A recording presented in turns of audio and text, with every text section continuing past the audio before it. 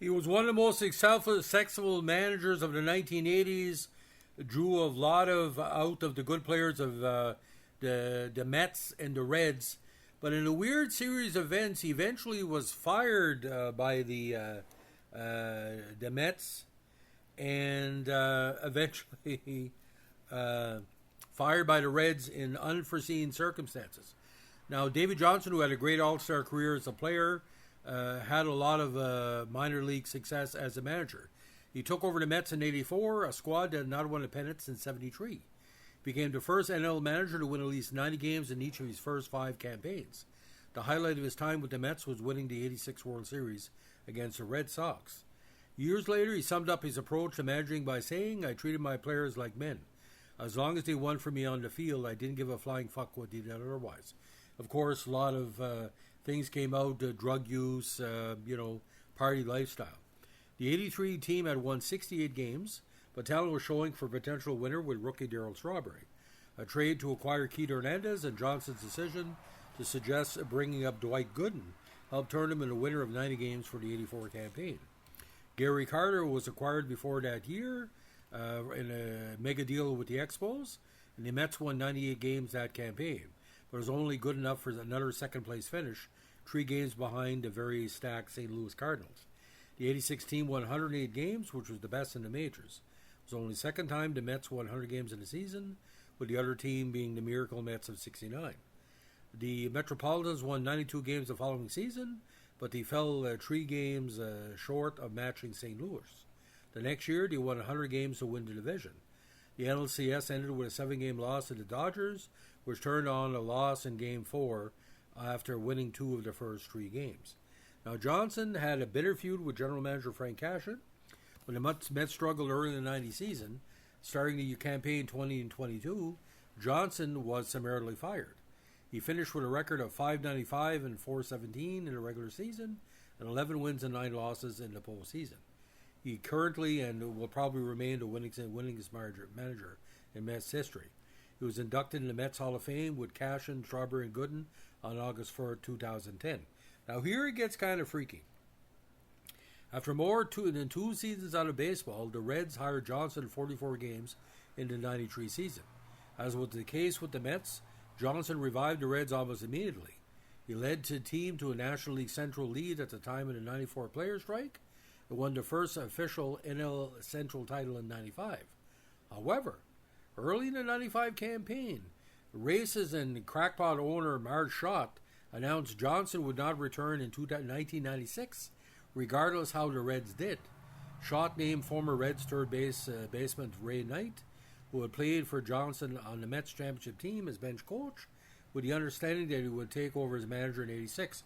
I don't know exactly why, but then we found out. Johnson and Schott had never gotten along, and relations had deteriorated to the point he had nearly been fired after the '94 campaign. According to Johnson, Schott would even send notes to him that were addressed to him by her St. Bernard. By most accounts, the final straw came because Schott did not approve of Johnson living with his fiancée Susan before they were married. The two met in '93 and married a year later. According to Washington Post, Schott had decided before the '95 season even started it would be Johnson's last one in Cincinnati. The Reds defeated the Dodgers in the NLDS and reached the NLCS in Johnson's last season as the Reds manager, being swept by the eventual World Series champion Atlanta Braves. Johnson finished with a record of 204 wins and 172 losses in the regular season, and with a 3-4 record in the postseason. Now, he eventually moved on to the Orioles on a 3-year, $2.2 million contract. The Orioles had gone 71 and 73 the year before they did well. Now, Johnson had an interview with the Toronto Blue Jays after he left the Orioles, but wasn't hired. 2 years later, he returned to the majors as manager of the Dodgers, won 88 games the previous year. Now, with the Dodgers, he reached the 1,000-win victory as a manager, doing so with a 7-0 triumph over the Expos. Now, he did coach for the Netherlands in 2003, then served as a bench coach for them at the 2004 Summer Olympics. Unfortunately, he had a ruptured appendix that had to have multiple stomach surgeries after it had gone undiagnosed. He then managed the U.S. national team to a 7th-place finish at the 2005 Baseball World Cup. Now, he also served as a bench coach for the U.S. during the 2006 World Baseball Classic. They managed the team at the 2008 Summer Olympics and the 2009 World Baseball Classic. He also coached in the Florida Collegiate Summer League for the D-Land Suns in 2009 and then the Sanford River Rats in 2010. Now, he also, of course, spent great time with the Washington Nationals. Now, with the Mets from 84 to 90, he won the World Series in 86, lost the NLCS to the Dodgers in 88. Now, in Cincinnati, he was first in the Central in 95, his last year with the squad, losing to Atlanta. Now, 96 and 97, he made the playoffs both year, lost in the ALCS to the Yankees after winning in the first round, and winning the AL East, he lost the LCS to former AL East rivals Cleveland. With the Dodgers, he was third in 99 and second in 2000. 2011, he was third with Washington, first in the NL East in 2012, lost in the LLDS to St. Louis.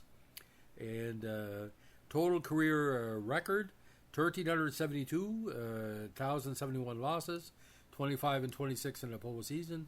Again, won the World Series, and in the playoffs, 6 different campaigns. Now, born in Orlando, he graduated from Alamo Heights High School in San Antonio. He also attended Johns Hopkins and Texas A&M after he graduated from Trinity University in '64 with a bachelor's degree in math. Now, he met his future wife Susan in 1993 while she was organizing a golf tournament for her deafblind son Jake at his learning center. She also specialized in charity for Johns Hopkins. Now, Johnson's daughter Andrea was a nationally ranked amateur surfer in the late 1980s.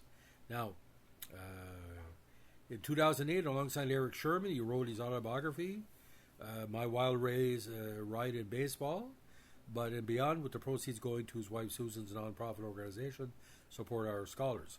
Unfortunately, in 2021, Johnson was treated in a hospital after contracting COVID-19, but recovered. He died in a hospital in Sarasota, Florida, on September 5th, 2025. Now, we can go deep in his baseball career, but there's just a reminder. Played with the Orioles 65 to 72, the Braves 72 to 75, the Yomiuri Giants from 75 to 76, the Phillies 77 to 78, and the Cubs in 78. So from 1965 to the current day, he was always involved in baseball. A 4-time All-Star, 3-time World Series champion, twice with the Orioles, once with our great Mets teams, 3-time Golden Glove Award winner, 69 to 71, 2-time Manager of the Year, Baltimore Orioles Hall of Fame and New York Mets Hall of Fame. Hopefully will be in the Hall of Fame for Major League Baseball down the road. So as a head coach for the United States, bronze at the World Baseball Classic, bronze at the 2008 Beijing Olympics, and gold at the Baseball World Cup at Tanmu. So 2 bronze and a gold. So ladies and gentlemen, Davey Johnson, for me, again, one of the most underrated managers of all time. He could basically guide the team. He would be really good with the Blue Jays.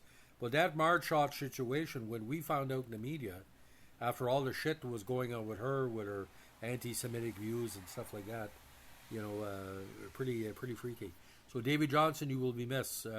Losing Ken Dryden and Dave Johnson on the same day is a big loss for sports, but we will miss you. So ladies and gentlemen, if you like what you're doing here, we're a baseball tribute podcast. Let us know when to like, comment, subscribe, or share.